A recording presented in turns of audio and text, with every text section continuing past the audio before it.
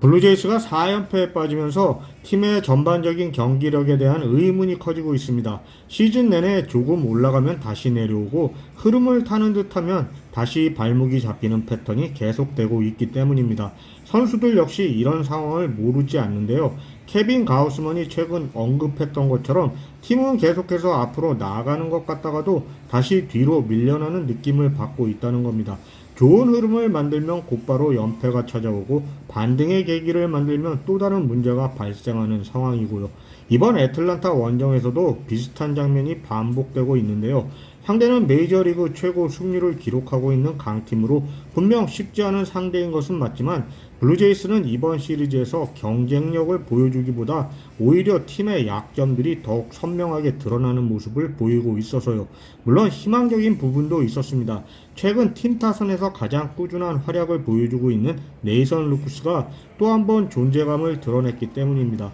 어제 경기에서 조지 스프링어 대신 1번 타자로 출전한 루크스는 경기 시작과 동시에 우전 안타를 기록한 뒤 홈을 밟으며 선취 득점을 만들어냈고 두 번째 타석에서는 시즌 첫 홈런까지 터뜨렸습니다. 다만 루크스의 분전에도 불구하고 블루제이스가 시즌 전 구상했던 타선의 중심인 스프링어, 게레로 주니어, 바시오 같은 타자들의 역할이 뒷받침되지 않으면서 공격력 회복에는 한계가 있다는 겁니다.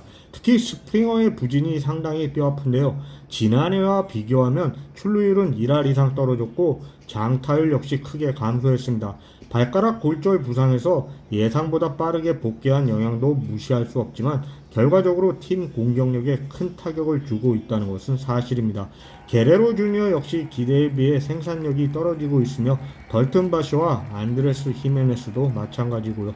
팀이 기대했던 중심 타선의 무게감이 충분히 나오지 않다 보니 자연스럽게 득점 생산에도 어려움이 발생하고 있는 것입니다.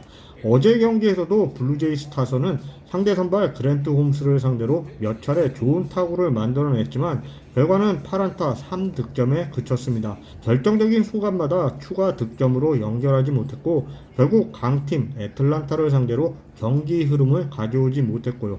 마운드에서는 패트릭 코빈이 선발로 나섰는데 시즌 초반만 해도 기대치가 높지 않았지만 연이은 선발진 부상 속에서 블루제이스가 기회를 부여했고 코빈은 기대 이상의 안정적인 투구로 로테이션을 지탱해 왔습니다. 다만 어제 경기에서는 다소 흔들리며 올 시즌 들어 가장 힘든 하루를 보냈고요. 그럼에도 불구하고 코빈은 여전히 현재 블루제이스 선발진에서 매우 중요한 역할을 맡고 있고 시즌 초반 붕괴 직전까지 갔던 로테이션 상황을 고려하면 그의 존재는 사실상 버팀목에 가까운 게 사실입니다. 현재 블루제이스의 가장 큰 고민은 선발 로테이션인데요. 이미 시즌을 통째로 날린 선수들이 나오고 있고 핵심 선발들까지 줄줄이 부상자 명단에 올라 있어 최근에는 정상적인 5인 로테이션을 운영하기 어려운 상황에 놓였습니다. 이 때문에 블루제이스는 여러 마이너리그 투수들을 번갈아 기용하며 선발진을 꾸리고 있지만 이는 경기 결과뿐 아니라 불펜진 과부하로 이어졌고 결국 부진한 시면 우주 리처드슨까지 트레이드해야 하는 급박한 상황에 이르게 되었고요. 다행히도 블루제이스에는 반가운 소식들이 조금씩 들려오고 있습니다. 무엇보다 부상 선수들의 복귀가 가까워지고 있기 때문인데요. 딜런 시스가 최근 불펜 투구를 소화했고 목요일에 트리플 A 경기 등판도 예정되어 있습니다. 햄스트링 부상으로 이탈한 기간이 길지 않았기 때문에 재활 등판 한두 차례만 거치면 메이저리그 복귀가 가능할 것으로 보입니다.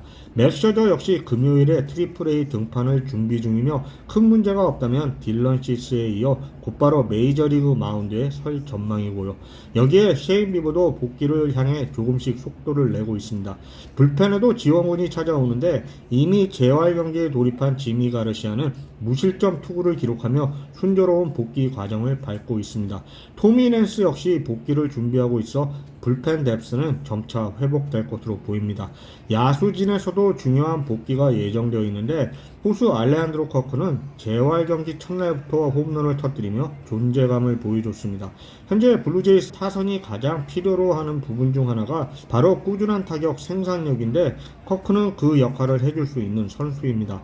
개인적으로는 커크의 복귀와 함께 구단이 발렌수엘라와 하이네만 중 어떤 선수를 로스터에 남길지 여부가 주목되는데요. 어제 발렌수엘라의 홈런을 고려하면 사실상 어느 정도 정리된 것 아니냐는 평가도 나옵니다. 아무튼 부상 선수들의 복귀도 복귀지만 더 큰 문제는 앞으로의 일정인데요. 애틀란타 시리즈가 끝난 뒤에는 벌티모어 오리올스가 기다리고 있고, 이어서 필라델피아 필리스와 뉴욕 양키스, 보스턴 레드삭스, 시카고 컵스까지 강팀들과의 경기가 계속 이어지기 때문입니다. 지금처럼 경기력이 흔들리는 상황에서는 순위 경쟁에서 더욱 밀려날 위험이 존재하니까요. 복귀 예정 선수들의 이름값만 놓고 보면 분명 전력 상승 효과는 상당할 것입니다. 하지만 아무리 강력한 지원군이 돌아온다고 해도 그때까지 순위 경쟁에서 완전히 밀려난다면 의미가 줄어들 수밖에 없기 때문에 현재 선수단이 감당해야 할 책임도 매우 큰데요. 아무리 지구 우승이 6월에 확정되지 않는다고는 하지만 우승 경쟁에서 탈락하는 계기는 충분히 6월에 만들어질 수 있습니다. 블루제이스는 지금 그 경계선에 서 있는데 중요한 순간마다 압박을 이겨내지 못했던 흐름이 다시 반복될 것인지, 아니면 어려운 상황을 버텨내며 후반기 반등의 발판을 마련할 것인지가 앞으로 몇 주 동안 결정될 가능성이 높습니다. 블루제이스에게 남은 시간은 많지 않은 가운데 필요한 것은 큰 변화가 아닌 연패를 끊어낼 단 한 번의 승리입니다. 블루제이스는 지금 버텨야 합니다. 지금 무너지면 후반기 반등도 의미가 없어질 수 있으니까요. 앞으로 몇 주는 시즌 흐름을 좌우할 중요한 시기가 될 전망이며, 지구 우승 경쟁 유지 여부는 물론 와일드카드 경쟁권 진입 여부까지도 영향을 미칠 분기점이 될 가능성이 큽니다.